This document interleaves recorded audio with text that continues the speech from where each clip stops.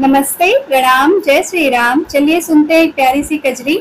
जैसा कि अब सावन समाप्त होने वाला है, एक कजरी और सुनाते हैं। आपको जैसी भी लगेगी कमेंट करके जरूर बताइएगा। वीडियो को लाइक करिएगा, शेयर करिएगा और चैनल को सब्सक्राइब नहीं किए तो प्लीज़ सब्सक्राइब कर लीजिएगा। बहुत ही प्यारी कजरी है, शुद्ध देसी कजरी, सुनिएगा जरूर।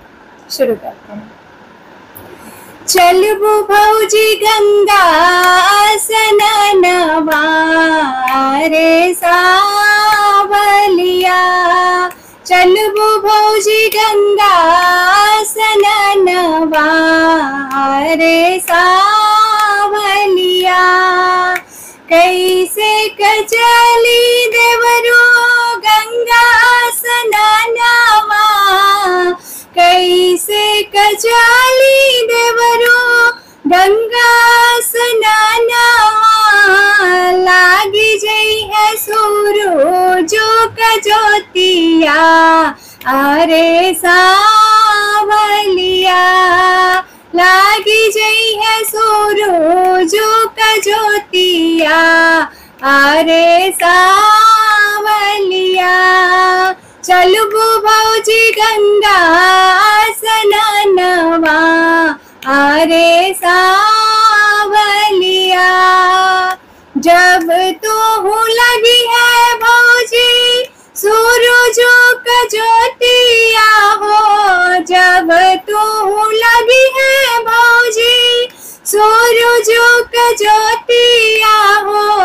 काढ़ लिहा पतर घुघुटवा अरे सावलिया, काढ़ लिहा पतर घुघुटवा अरे सावलिया। चलबो भौजी गंगा स्नानवा अरे सावलिया। जब हम कड़ब देवरो पातर घुघुटवा हो, जब हम कड़ब देवरो पातर घुघुटवा हो। लिपि जई है मांगी कैसे नूरवा अरे सावलिया, लिपि जई है मांगी कैसे नूरवा अरे सावलिया। चलबो भौजी गंगा स्नानवा अरे सावलिया। जब तोर लिपि है भौजी मांगी कैसे नूरवा हो, जब तोर लिपि है भौजी मांगी कैसे नूरवा। तोर लिपि है भौजी मांगी कैसे नूरवा हो। आनी देव विंध्याचल करोरिया अरे सावलिया, आनी देव विंध्याचल करोरिया अरे सावलिया।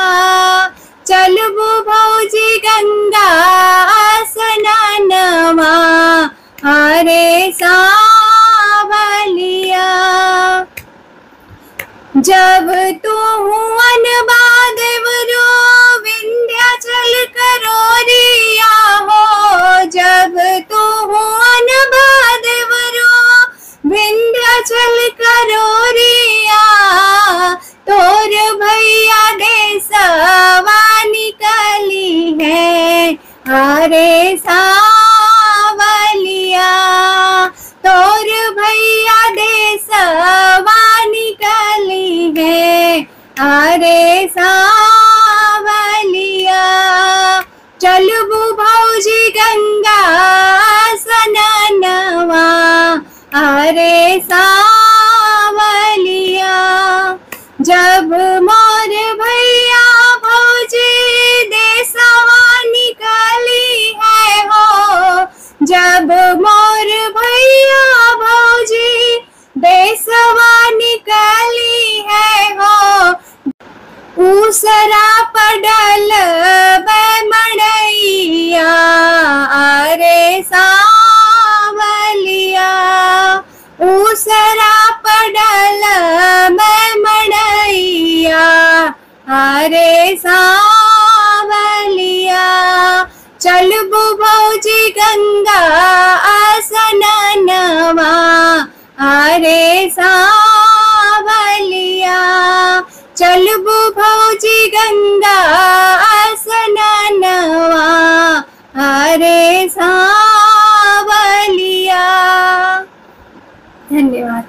बहुत धन्यवाद।